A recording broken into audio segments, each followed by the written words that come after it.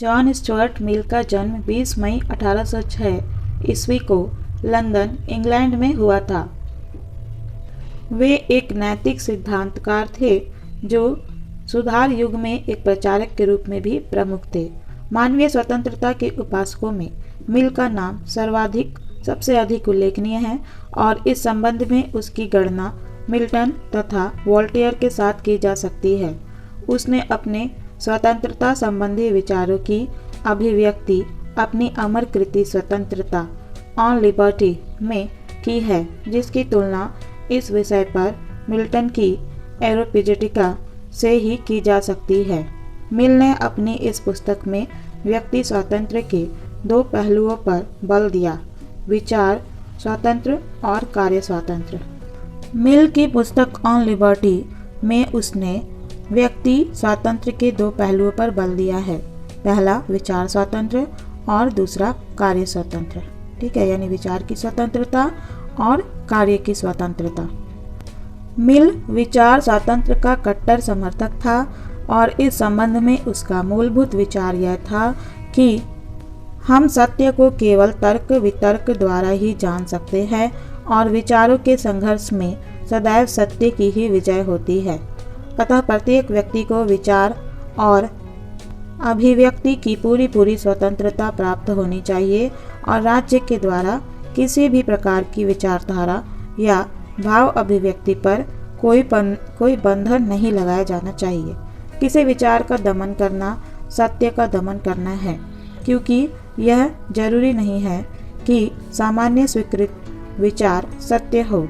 मिल के अनुसार किसी व्यक्ति का विचार सत्य हो सकता है या मिथ्या या आंशिक रूप से सत्य और आंशिक रूप से मिथ्या।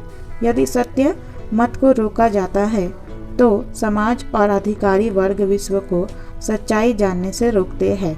यदि वह मत मिथ्या है तो भी उस पर रोक लगाना उचित नहीं है, क्योंकि सत्य मिथ्या मत का अंत कर देगा, जिससे मिथ्या मत रखने वाला भी सच्चाई से परिचित हो सकेगा और मिथ्या मत का अंत करने के कारण सत्य अधिक प्रकाशमान हो जाएगा। अधिकारी वर्ग का यह दावा है कि वे समाज को हानि पहुंचाने वाले मतों को रोककर जनता की भलाई कर रहे हैं। उचित नहीं है क्योंकि जनता स्वयं ही मिथ्या मत को नहीं मानेगी।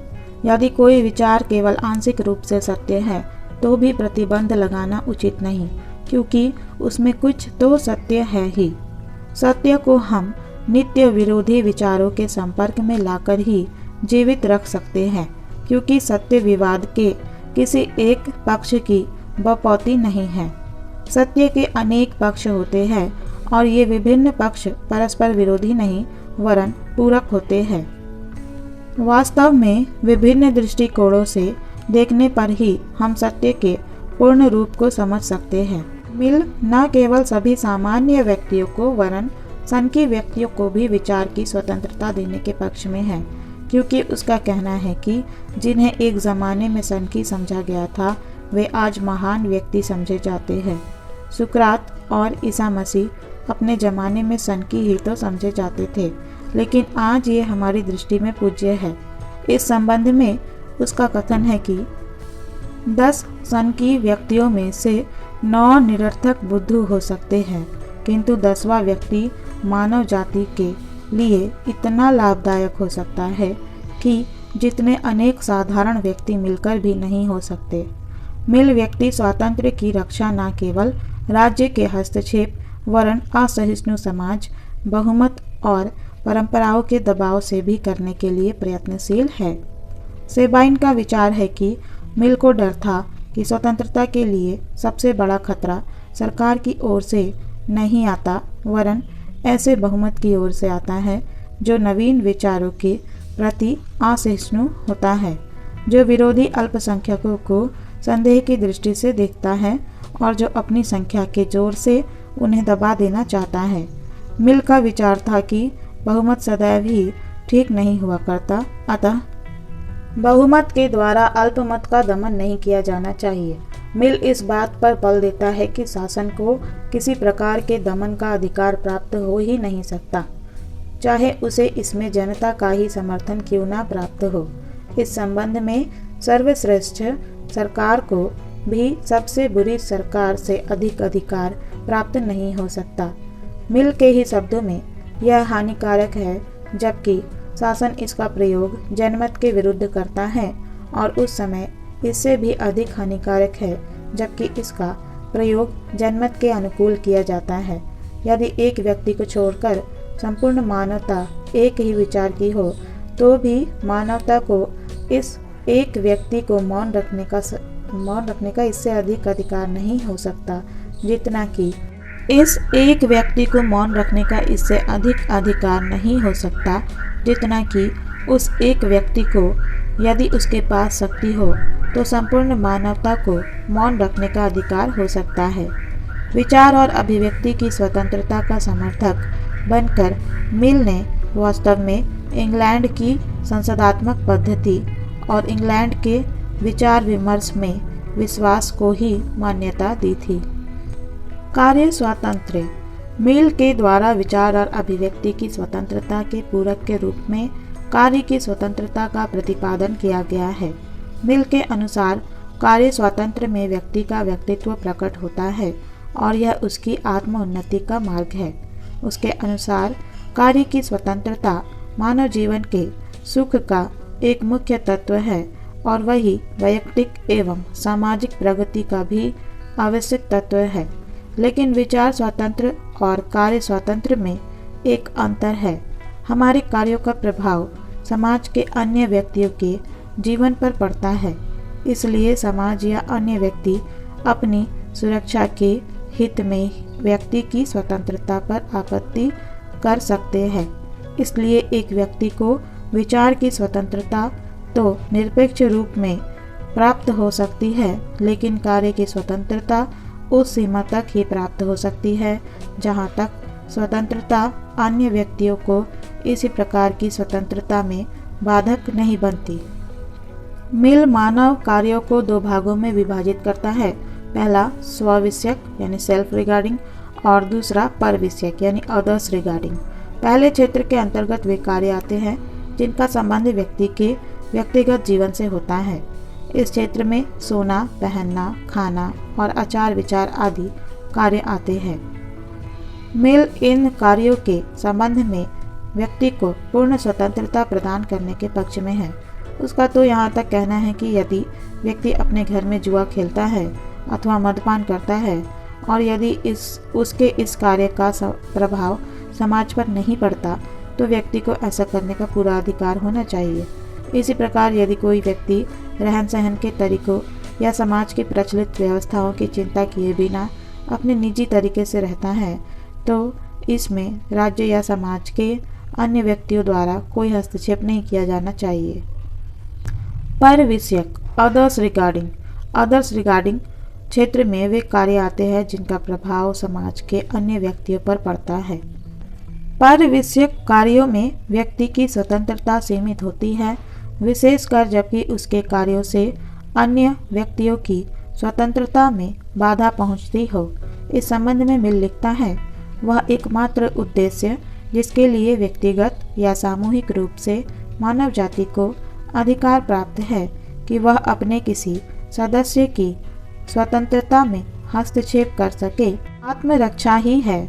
वह प्रयोजन जिसके लिए सभ्य समाज के सदस्य किसी सदस्य के विरुद्ध न्याय रूप से उसकी इच्छा के विरुद्ध शक्ति का प्रयोग किया जा सकता है, यही है कि वह औरों को हानि ना पहुंचा सके।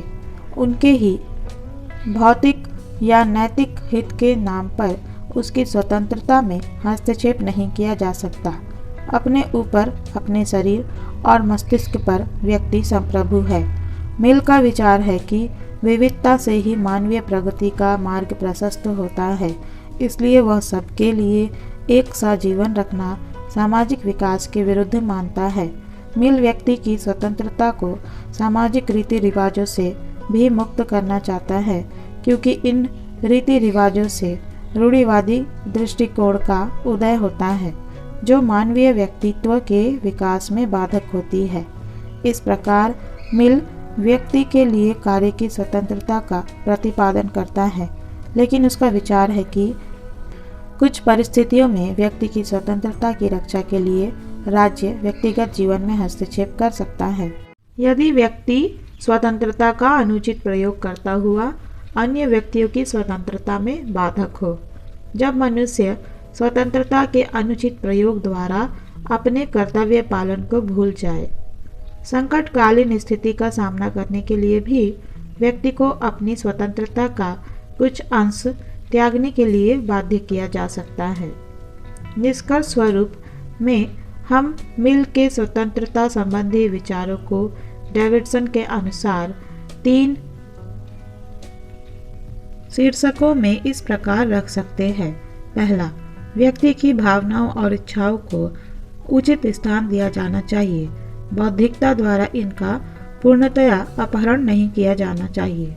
दूसरा, सामाजिक और सार्वजनिक कल्याण की दृष्टि से व्यक्ति के दृष्टिकोण को उचित महत्व दिया जाना चाहिए। इससे मानव कल्याण में वृद्धि होगी और लोग आगे बढ़ने के लिए प्रोत्साहित होंगे। तीसरा, उन सामाजिक परंपराओं का विरोध किया जाना चाहिए जो मनुष्य के विकास में बाधक हो और जिनसे विचारों की अभिव्यक्ति तथा आचरण की स्वतंत्रता में बाधा पड़ती हो। मिल ने स्वतंत्रता सिद्धांत का जो प्रतिपादन किया है उसकी आलोचनाएं और मूल्यांकन। मिल द्वारा विचार, अभिव्यक्ति और कार्य की जिस स्वतंत्रता का प्रतिपादन किया गया है उस पर प्रमुख रूप से निम्नलिखित आधारों पर आक्षेप किया जा सकता है। मिल की स्वतंत्रता संबंधी धारणा का आधारभूत विचार यह है कि अपने ऊपर, अपने शरीर और मस्तिष्क पर व्यक्ति संप्रभु है। उसका यह विचार इस मान्यता पर आधारित है कि व्यक्ति अपने हित का सर्वोत्तम निर्णायक होता है, लेकिन व्यवहार में इसे स्वीकार नहीं किया जा सकता। आज सामाजिक संगठन इतना अधिक जटिल है और मानव जीवन के सम्मुख ऐसी विषम समस्याएं हैं कि व्यक्ति की भौतिक, नैतिक तथा बौद्धिक आवश्यकताओं का स्वयं उसकी अपेक्षा समाज ही अधिक अच्छा निर्णायक हो सकता है। वस्तुतः व्यक्ति का अपने जीवन पर संप्रभुता का विचार सामाजिक जीवन के तथ्यों से मेल नहीं खाता है। इसके अतिरिक्त मिल के अनुसार प्रतिबंध के रूप में ही एक बुराई है, किंतु उपयोगिता के आधार पर प्रत्येक प्रतिबंध होने के कारण ही बुराई नहीं कहा जा सकता। मिल का विचार है कि विकृत मस्तिष्क वाले व्यक्तियों को तो स्वतंत्रता नहीं दी जा सकती, लेकिन झक्कियों को सामान्य व्यक्तियों की तरह पूर्ण स्वतंत्रता प्राप्त होनी चाहिए। इस संबंध में आलोचकों का विचार है कि व्यवहार में विकृत मस्तिष्क वाले और सनकी व्यक्तियों में कोई अंतर नहीं होता और सनकियों को भी स्वतंत्रता प्रदान करना समाज के लिए अहितकर होगा। सर लेस्ली स्टीफेन ने इस तथ्य को अभिव्यक्त करते हुए कहा है, सनकी व्यक्ति उस प्रकार बेडौल कटे हुए सहतीर के समान है जिसका राज्य में कोई उपयोग नहीं हो सकता।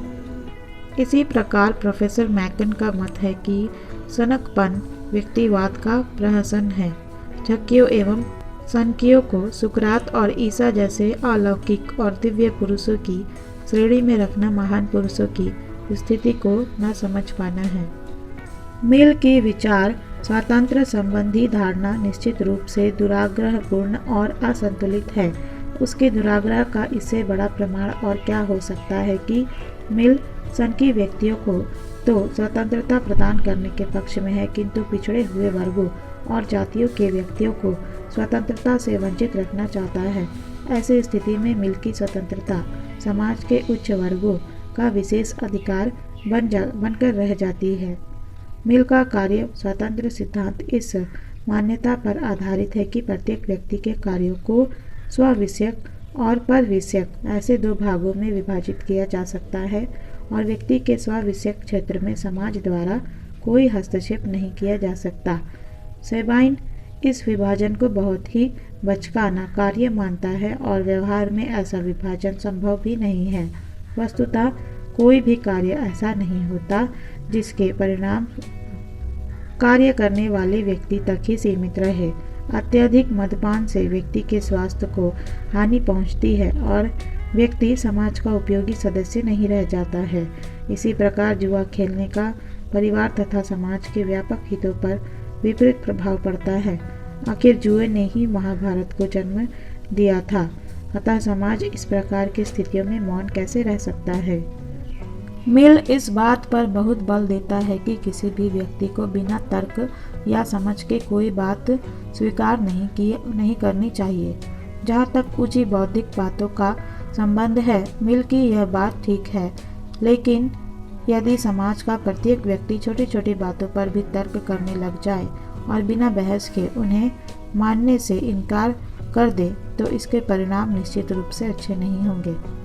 मिल राज्य को एक आवश्यक बुराई मानता है और उसकी धारणा है कि मानवीय व्यक्तित्व ऐसे वातावरण में ही विकसित हो सकते हैं जिसमें उसके जीवन पर बाहरी प्रतिबंधों का नितांत अभाव हो।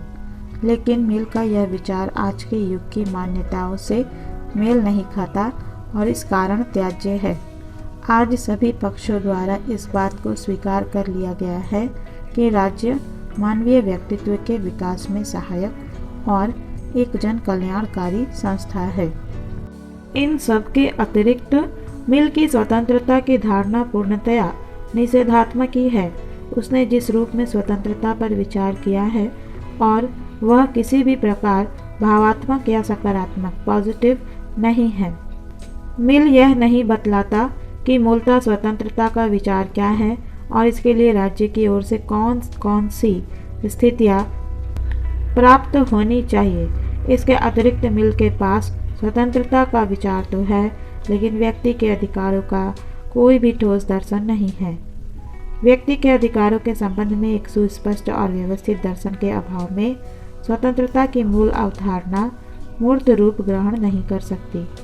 मिल कहता है कि प्रतिबंधित स्थिति ही स्वतंत्रता है, लेकिन यदि हम स्वतंत्रता को वास्तविकता का रूप देना चाहते हैं तो हमें इस संबंध में सकारात्मक दृष्टि से विचार करना होगा, जैसे कि आगे चलकर ग्रीन के द्वारा किया गया है। इस विचार की दृष्टि में रखते हुए ही ऑनेस्ट बार्कर मिल की स्वतंत्रता की धारणा के संबंध में लिखते हैं कि मिल उसकी बचत के लिए काफ़ी गुंजाइश छोड़ देने पर भी हमें खोखली स्वतंत्रता और काल्पनिक व्यक्ति का ही पैगंबर लगता है। व्यक्ति के अधिकारों के संबंध में उसके पास कोई दर्शन नहीं था जिसके आधार पर स्वतंत्रता की धारणा को कोई यथार्थ रूप प्राप्त हो। वह समाज की कोई ऐसी पूर्ण कल्पना नहीं कर पाया जिसमें राज्य और व्यक्ति का मिथ्या अंतर अपने आप लुप्त हो जाता। फिर भी इसमें संदेह नहीं कि मिल का स्वतंत्रता का दर्शन अपने आप में बहुत अधिक महत्वपूर्ण है। विशेषता उसके द्वारा विचार और अभिव्यक्ति की स्वतंत्रता का जो सशक्त समर्थन किया गया है। संपूर्ण राजनीतिक दर्शन में उसकी कोई क्षमता नहीं है। मैक्सी के अनुसार विचार और अभिव्यक्ति की स्वतंत्रता के संबंध में मिल का लेख इस विषय पर संपूर्ण राजनीतिक साहित्य में प्राप्त सर्वश्रेष्ठ लेखों में से एक है, जिसने वही उत्कृष्टता प्राप्त की है जो Milton, Spinoza, Voltaire, Rousseau, Paine, Jefferson तथा मिल विचार और अभिव्यक्ति की स्वतंत्रता के अन्य प्रबल समर्थकों ने प्राप्त की हुई है। मिल के अन्य राजनीतिक विचार, जैसे मिल की सबसे प्रमुख रचना ऑन लिबर्टी है, जिसमें उसने स्वतंत्रता विषयक विचार प्रतिपादित किए हैं जो व्यक्तिवाद के साथ जुड़ गए हैं। लेकिन अपनी एक अन्य प्रसिद्ध रचना कंसिडरेशन ऑन रिप्रेजेंटेटिव गवर्नमेंट और अन्य रचनाओं में उसने राज्य और प्रतिनिधि शासन संबंधी विषयों पर अपने विचार व्यक्त किए हैं, जो इस प्रकार है। मिल की राज्य संबंधी धारणा। मिल ने अपने दर्शन में समाज शब्द का प्रयोग राज्य के अर्थ में किया है और इस कारण उसकी समाज संबंधी धारणा ही राज्य संबंधी धारणा है। मिल की राज्य संबंधी धारणा का सर्वाधिक महत्वपूर्ण तत्व यह है कि वह राज्य को स्वार्थ की अपेक्षा मानव इच्छा का परिणाम अधिक समझता है और बेंथम से मतभेद रखते हुए यह मानता है कि राज्य के यांत्रिक सिद्धांत यदि वे मानव इच्छा को छोड़ देते हैं अथवा मानवीय व्यक्तित्व की अवहेलना करते हैं तो निश्चित रूप से अधूरे हैं। राज्य के संबंध में सामान्यतया दो धारणाएं प्रचलित रही हैं। एक वर्ग तो राज्य तथा उनकी संस्थाओं को एक स्वाभाविक विकास मानता है और दूसरा वर्ग उन्हें पूर्ण रूप से एक आविष्कार और मानवीय प्रयास का परिणाम मानता है। मिल इन दोनों विचारधाराओं के बीच का मार्ग ग्रहण करता है। उसका विचार है कि राज्य और अन्य संस्थाओं का स्वाभाविक विकास तो अवश्य हुआ है, किंतु इसका तात्पर्य यह नहीं है कि इनका विकास बिना किन्हीं प्रयत्नों के अपने आप होता चला गया। इनका विकास जड़ पदार्थों या वस्तुओं की तरह का विकास नहीं, वरन चेतन जीवों का विकास था। राजनीतिक संस्थाओं के निर्माण में मानव इच्छा कितना महत्वपूर्ण भाग लेती है, इसका आभास हमें इसके इन शब्दों में मिलता है कि एक विश्वास वाला व्यक्ति एक ऐसी सामाजिक शक्ति है जो कि 99 कोरे स्वार्थी व्यक्तियों के बराबर है। इस प्रकार राज्य का उदय स्वाभाविक रूप में हुआ, किंतु उसके विकास में मानवीय प्रयत्नों का निश्चित योग है। एक अन्य तथ्य यह है कि यद्यपि मिल एक समाजवादी होने के बजाय एक व्यक्तिवादी ही है, लेकिन उसकी व्यक्तिवादी विचारधारा के राज्य का स्वरूप भी कुछ सीमा तक विधेयात्मक या सकारात्मक पॉजिटिव है। यद्यपि वह इस धारणा का परित्याग नहीं करता कि राज्य का हस्तक्षेप व्यक्ति की स्वतंत्रता पर एक आघात है, तथापि वह अधिकाधिक यह अनुभव करता है कि व्यक्तियों को अपने व्यक्तित्व के विकास में सहायता करने के लिए कुछ स्थितियों में राज्य का हस्तक्षेप अपरिहार्य है। उसकी धारणा थी कि क्योंकि शासन का ध्येय व्यक्तित्व का विकास है, इसलिए उसे नैतिक कार्य करने पड़ते हैं। राज्य का संविधान इस प्रकार का होना चाहिए जिसमें कि नागरिकों के सर्वोत्कृष्ट बौद्धिक और नैतिक गुणों का विकास हो सके, उनका समाज सेवा के लिए उपयोग हो सके। इस प्रकार वह एक सीमा तक समाज के आर्थिक जीवन में राज्य के हस्तक्षेप करने के अधिकार को मानता था। सर्वश्रेष्ठ शासन प्रणाली। सर्वश्रेष्ठ शासन प्रणाली सर्वश्रेष्ठ सरकार के संबंध में मिल की विचारधारा परंपरागत धारणा से कुछ भिन्न है और इसका कहना है कि सबसे अधिक कार्यकुशल सरकार आवश्यक रूप से सर्वश्रेष्ठ नहीं होती। मिल ऑन लिबर्टी के विचारों को ही दृष्टि में रखते हुए कहता है कि शासन का मुख्य उद्देश्य मानवीय क्षमताओं का विकास करना और वही सरकार सर्वश्रेष्ठ है जिसके द्वारा अपने नागरिकों को राजनीतिक शिक्षण और प्रशिक्षण प्रदान करते हुए नागरिकता की सर्वश्रेष्ठ पाठशाला के रूप में कार्य किया जाए। नागरिक स्वयं सरकार के कार्यों में भाग लेकर ही अपना बौद्धिक विकास कर सकता है। इसलिए आदर्श सरकार वह है जिसमें संप्रभुता या अंतिम नियंत्रण की शक्ति समुदाय के पूरे समूह में हो। प्रत्येक व्यक्ति द्वारा न केवल संप्रभु इच्छा को व्यक्त करने वरन सार्वजनिक कार्यों के संपादन में भी किसी न किसी रूप में सक्रिय भाग लिया जाना चाहिए। अपने मत की पुष्टि में मिल कहता है कि जहाँ केवल एक ही वर्ग के हाथ में सत्ता होती है, वहाँ शासक वर्ग कितना ही विवेकशील क्यों ना हो, वह शासितों के हित पूर्ण रूप से समझकर उनके हितों की रक्षा नहीं कर सकता। ब्रॉन्टियर ओ ब्रेन का समर्थन करते हुए मिल लिखता है, सट आपको बताएंगे कि आपके संपत्तिहीन होने के कारण ही आप प्रतिनिधित्वहीन हैं। इसके विपरीत मैं ये कहता हूँ कि आप प्रतिनिधित्वहीन होने के कारण ही संपत्ति विहीन हैं। प्रजातंत्र में ही प्रत्येक व्यक्ति को अपने हित सुरक्षित करने का अवसर मिलता है। प्रत्येक व्यक्ति के अधिकार और हित उसी समय सुरक्षित रह सकते हैं और उनकी अवहेलना नहीं हो सकती जब मनुष्य में अपने अधिकारों के लिए खड़े होने की स्वाभाविक प्रवृत्ति हो, और यह प्रजातंत्र से ही संभव है। प्रजातंत्र में काम करते हुए प्रत्येक व्यक्ति अपना हित तो देखेगा ही, वह दूसरों के साथ रहकर काम करना भी सीखेगा और सामान्य हित को समझकर उसी में अपना हित मानेगा। इस प्रकार मिल के मतानुसार विभिन्न शासन व्यवस्थाओं में प्रजातंत्र ही सर्वश्रेष्ठ शासन व्यवस्था है। लेकिन यह एक सामान्य सिद्धांत है और इसके साथ ही उसने यह कह दिया है कि अलग अलग प्रकार के समाज के लिए विभिन्न प्रकार का शासन उपयुक्त हो सकता है। प्रतिनिध्यात्मक शासन, तत्संबंधी समस्याएं और सुझाव। मिल के अनुसार सच्चा प्रजातंत्र तो वह है जिसमें सभी नागरिक प्रत्यक्ष रीति से शासन कार्य में भाग ले, किंतु क्योंकि यह वर्तमान समय के विशाल राष्ट्रीय राज्यों में संभव नहीं है, अतः मिल की दृष्टि में सर्वोत्तम शासन अप्रत्यक्ष प्रजातंत्र अथवा प्रतिनिध्यात्मक शासन ही हो सकता है। प्रतिनिध्यात्मक शासन वह है जिसमें राज्य के सभी या बहुसंख्यक नागरिक समय समय पर अपने प्रतिनिधियों को चुनकर उनके द्वारा अपनी नियंत्रण शक्ति का प्रयोग करते हैं। प्रतिनिध्यात्मक शासन के संबंध में मिल ने अपने विचार अपनी इसी नाम की रचना प्रतिनिध्यात्मक शासन पर विचार कॉन्सिडरेशंस ऑन रिप्रेजेंटेटिव गवर्नमेंट में व्यक्त किए हैं। प्रतिनिध्यात्मक शासन का समर्थन करते हुए भी मिल प्रतिनिध्यात्मक शासन के दोषों, उसकी कमियों और तत्संबंधी समस्याओं से परिचित था। प्रतिनिध्यात्मक शासन को एक श्रेष्ठ शासन का रूप दिया जा सके, यह नागरिकों के सर्वांगीण विकास का साधन बन सके, इस बात को दृष्टि में रखते हुए मिल ने कुछ विचार व्यक्त किए हैं, कुछ सुझाव दिए हैं जो इस प्रकार है। प्रजातंत्र और दक्षता का समन्वय।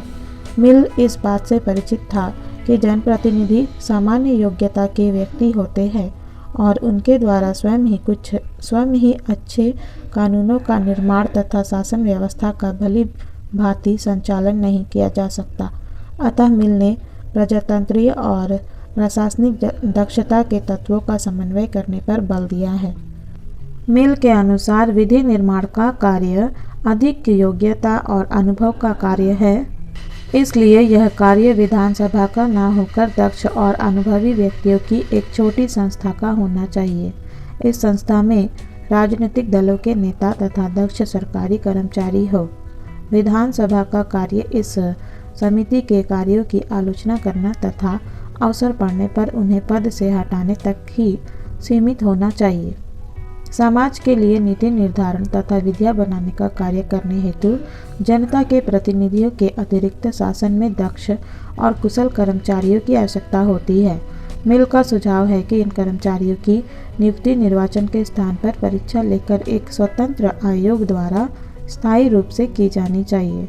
इन कर्मचारियों पर नियंत्रण रखने और इन्हें पदच्युत करने का अधिकार विधानसभा को दे दिया जा सकता है। जनता के प्रतिनिधियों द्वारा कर्मचारी वर्ग को यह बताया जाना चाहिए कि जनता चाहती क्या है और कर्मचारी वर्ग द्वारा उपयुक्त कार्य की सिद्धि के लिए आवश्यक प्रयत्न किए जाने चाहिए। इस प्रकार एक श्रेष्ठ शासन में प्रजातंत्र और कार्यकुशलता के बीच समन्वय स्थापित किया जाना चाहिए। अल्पसंख्यकों की हितों की रक्षा। मिल इस बात से परिचित था कि व्यवहार में प्रतिनिध्यात्मक शासन सबके द्वारा और सबके लिए न रहकर बहुमत के निरंकुश शासन में परिणत हो सकता है, जिनमें अल्पसंख्यकों के हितों का दमन संभव है। इसलिए मिल के द्वारा अल्पसंख्यकों के हितों की रक्षा के उपायों पर विचार किया गया और इस संबंध में वह 2 उपाय अपनाने का सुझाव देता है। पहला, विधानसभा में स्वतंत्र रूप से निर्वाचित यानी निर्दलीय सदस्य, और दूसरा अनुपातिक प्रतिनिधित्व प्रणाली।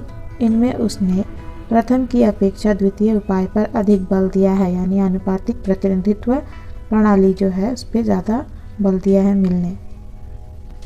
स्वतंत्र सदस्य किसी दल के सदस्य नहीं होते और मिल के अनुसार उनके उच्च आदर्श होते हैं। यह अपनी स्वतंत्र प्रवृत्ति के आधार पर विभिन्न वर्गों के बीच संतुलन रखते हैं और वर्ग हित में विधियां नहीं बनने देते। साथ ही विभिन्न वर्गों के साथ सहयोग कर वे विधानसभा का ध्यान स्थायी हित के विषयों की ओर आकर्षित करते हैं। इसलिए विधानसभा में स्वतंत्र सदस्यों के लिए स्थान होना चाहिए और ये सदस्य विश्वविद्यालय या इसी प्रकार के अन्य श्रेष्ठ वर्ग द्वारा निर्वाचित हो सकते हैं। मिल इंग्लैंड में प्रजातंत्र के संचालन को देखकर इस निष्कर्ष पर पहुंचा कि निर्वाचन की बहुमत पद्धति बहुत अधिक अन्यायपूर्ण है।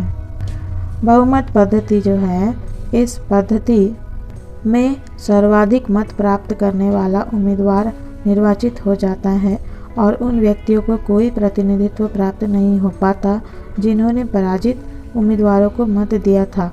अनेक निर्वाचन क्षेत्रों में ऐसा होने पर बहुत बड़ा वर्ग प्रतिनिधित्वहीन ही रह जाता है। इस संबंध में मिल लिखते हैं कि विद्यमान शासन सभी व्यक्तियों का समान रूप से प्रतिनिधित्व करने वाला शासन नहीं है, वरन यह तो केवल बहुसंख्यकों का प्रतिनिधि शासन है। एक वास्तविक लोकतंत्र में प्रत्येक वर्ग को उसकी जनसंख्या के अनुपात में प्रतिनिधित्व प्राप्त होना चाहिए। मिल ने अल्पसंख्यकों के प्रतिनिधित्व की आवश्यकता अनुभव की और व्यवस्थापिका में अल्पसंख्यकों को प्रतिनिधित्व प्राप्त हो सके, इसके लिए उसने हेयर प्रणाली या आनुपातिक प्रतिनिधित्व प्रणाली का समर्थन किया। मिल के अनुसार आनुपातिक प्रतिनिधित्व की पद्धति ही एकमात्र ऐसी पद्धति है जिसके आधार पर अल्पसंख्यकों को उनकी संख्या के अनुपात में विधानसभा में प्रतिनिधित्व प्राप्त हो सकता है। मताधिकार के लिए आवश्यक योग्यताएं।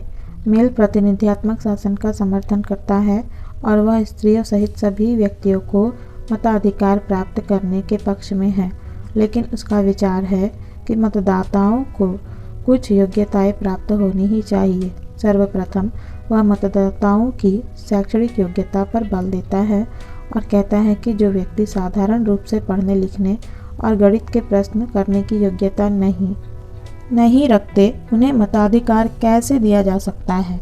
मिल का कथन है कि मैं इस बात को नितांत अनुचित मानता हूं कि कोई व्यक्ति लिखने पढ़ने की योग्यता प्राप्त करने के पूर्व ही मतदान में भाग ले। मताधिकार को सार्वभौम बनाने के पूर्व सभी को शिक्षा प्रदान करना नितांत आवश्यक है।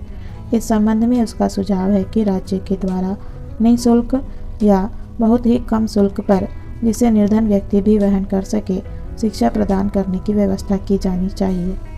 शैक्षणिक योग्यता के साथ मिल मतदाताओं की संपत्ति विषयक योग्यता पर भी बल देता है।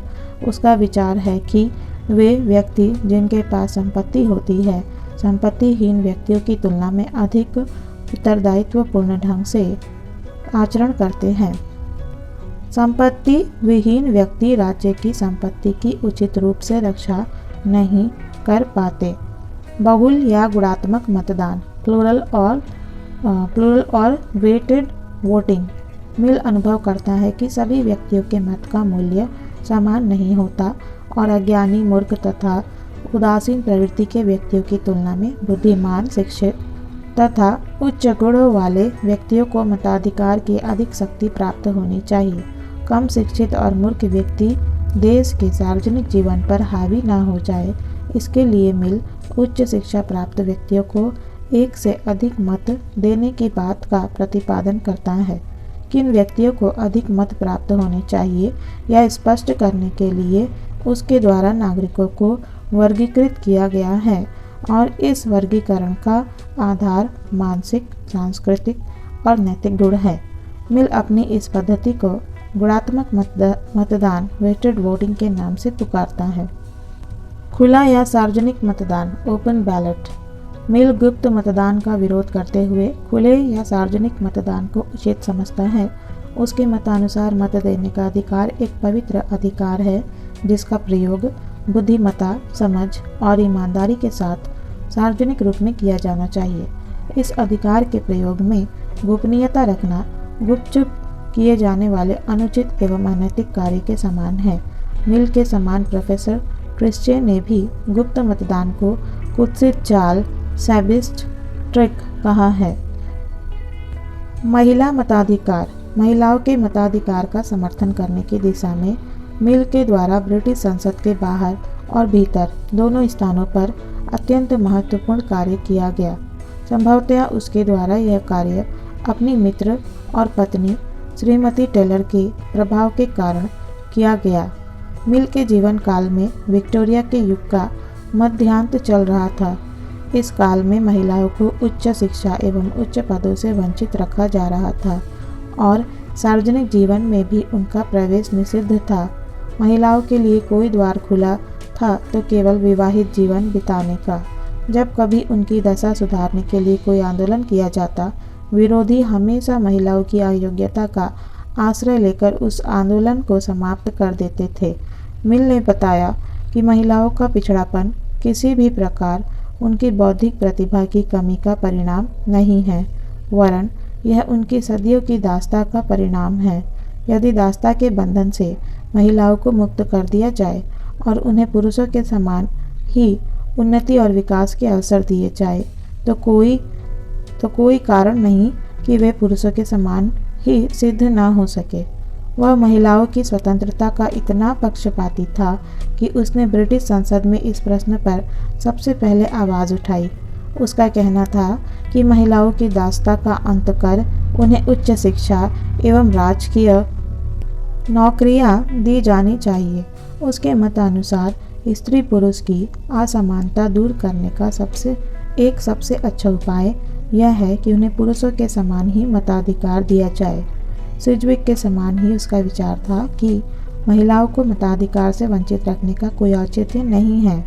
इस संबंध में उसका कथन था, राजनीतिक अधिकारों के संबंध में मैं लिंग के आधार पर भेद करना वैसा ही अप्रासंगिक मानता हूँ जैसे कि बालों के रंग के आधार पर भेद करना।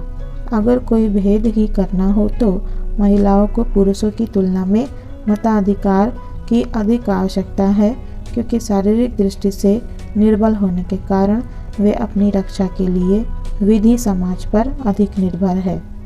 मिल के उपयुक्त तर्क अकाट्य थे और इसी कारण उनका पर्याप्त असर भी हुआ।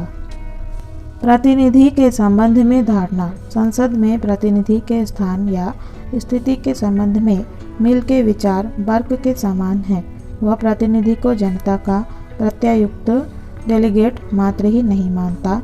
उसके अनुसार प्रतिनिधि तो एक स्वतंत्र पथ प्रदर्शक होता है, जिसके द्वारा स्थानीय हितों के स्थान पर राष्ट्रीय हितों के अनुसार कार्य किया जाना चाहिए। यदि उसे अधिक महत्वपूर्ण समस्याओं पर विजय प्राप्त करने के लिए किन्हीं छोटी छोटी समस्याओं पर अपने विचारों को छोड़कर समझौता करना पड़े तो उसके द्वारा निर्भीकता के साथ ऐसा किया जाना चाहिए। प्रतिनिध्यात्मक शासन संबंधी विचारों की आलोचना और मूल्यांकन। मिल के प्रतिनिध्यात्मक शासन संबंधी विचार अपने आप में महत्वपूर्ण होते हुए भी इसमें त्रुटियां हैं, जिनका उल्लेख इस प्रकार है। मिल के प्रतिनिध्यात्मक शासन संबंधी विचारों की आलोचना। पहला, मताधिकार पर शैक्षणिक और संपत्ति संबंधी प्रतिबंध उचित नहीं।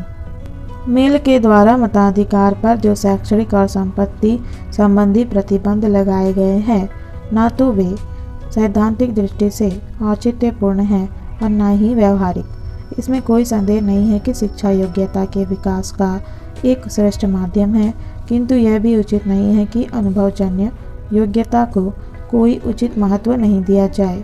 व्यवहार में यह बात प्रत्यक्षता देखी गई है कि अनेक बार किताबी शिक्षा प्राप्त व्यक्तियों की अपेक्षा निरक्षर किंतु व्यवहारिक ज्ञान से संपन्न व्यक्ति अपने मताधिकार का भली प्रकार प्रयोग कर सकते हैं। मताधिकार के लिए संपत्ति की योग्यता तो किसी प्रकार के उचित नहीं कही जा सकती। इसके अतिरिक्त यदि शिक्षा और संपत्ति के अधिकार पर मताधिकार को सीमित करने का प्रयत्न किया जाए तो मताधिकार के निर्धारण में अनेक व्यवहारिक कठिनाइयां उत्पन्न हो जाएंगी। आनुपातिक प्रतिनिधित्व जटिल और अनुपयोगी। अल्पसंख्यकों को उचित प्रतिनिधित्व प्राप्त हो, इसके लिए मिल ने आनुपातिक प्रतिनिधित्व को अपनाने का सुझाव दिया।